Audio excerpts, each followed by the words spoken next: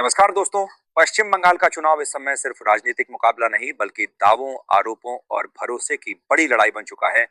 एक तरफ नरेंद्र मोदी और अमित शाह पूरे आत्मविश्वास के साथ ये कह रहे हैं कि इस बार बीजेपी बंगाल में बड़ी जीत दर्ज करने जा रही है।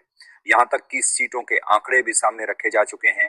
लेकिन जैसे ही पहले चरण का मतदान खत्म हुआ, वैसे ही सोशल मीडिया पर कुछ ऐसे वीडियो वायरल होने लगे जिन्होंने इस पूरे चुनावी माहौल को और ज्यादा गर्मा दिया। इन वीडियो में दावा किया जा रहा है कि ईवीएम मशीनों के साथ छेड़छाड़ की कोशिश हुई।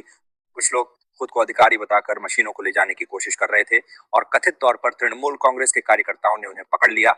हालांकि इन दावों की कोई आधिकारिक पुष्टि नहीं हुई है और यह भी उतना ही जरूरी है कि बिना जांच के किसी भी वायरल वीडियो को सच मान लेना सही नहीं होगा।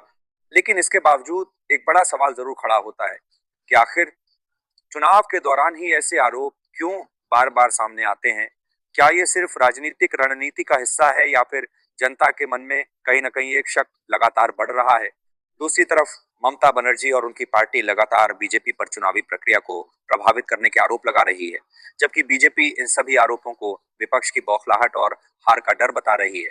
अब सच्चाई क्या है ये तो जांच एजेंसियां और चुनाव आयोग ही तय करेंगे, लेकिन इतना जरूर कहा जा सकता है कि इस बार बंगाल का चुनाव भरोसे की परीक्षा बन गया है, क्योंकि लोकतंत्र की असली ताकत तभी बनी रहती है जब जनता को यह भरोसा हो कि उसका वोट सही तरीके से डाला और गिना जा रहा है। अगर यही भरोसा कमजोर पड़ने लगे तो पूरा सिस्टम सवालों के घेरे में आ जाता है।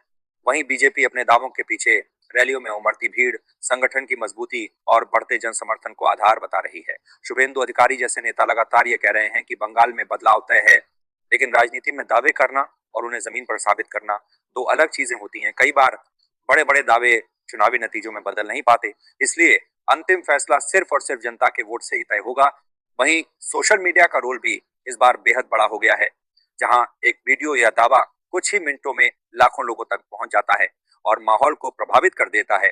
कई बार अधूरी जानकारी या पुराने वीडियो को नए संदर्भ में पेश करके भ्रम फैलाने की कोशिश भी की जाती है, जिससे आम लोगों के बीच अविश्वास और बढ़ जाता है। और यही वजह है कि चुनाव के समय माहौल और ज्यादा संवेदनशील हो जाता है। छोटी छोटी घटनाएं भी बड़ा रूप ले लेती हैं और राजनीतिक दल उन्हें अपने अपने तरीके से पेश करते हैं। ऐसे में मीडिया और आम जनता दोनों की जिम्मेदारी और बढ़ जाती है कि वे तथ्यों को समझें और बिना पुष्टि के किसी निष्कर्ष पर न पहुंचें, क्योंकि एक गलत धारणा पूरे चुनावी माहौल को प्रभावित कर सकती है। इसलिए इस पूरे चुनावी माहौल में सबसे ज्यादा जरूरी है जागरूकता और सतर्कता, क्योंकि अंत में नेता चाहे कितने भी दावे कर ले, कितने भी आरोप लगा ले, लेकिन असली ताकत जनता के हाथ में ही होती है और वही तय करती है कि पश्चिम बंगाल में कौन जीतेगा और कौन हारेगा। इसीलिए अपने वोट की ताकत को समझिए, सोच समझकर फैसला लीजिए, किसी भी अफवाह या दबाव में आए बिना अपने अधिकार का इस्तेमाल कीजिए, क्योंकि लोकतंत्र में जनता का फैसला ही अंतिम और सबसे बड़ा सच होता है और यही वह ताकत है जो किसी भी सरकार को बनाती भी है और बदलती भी है।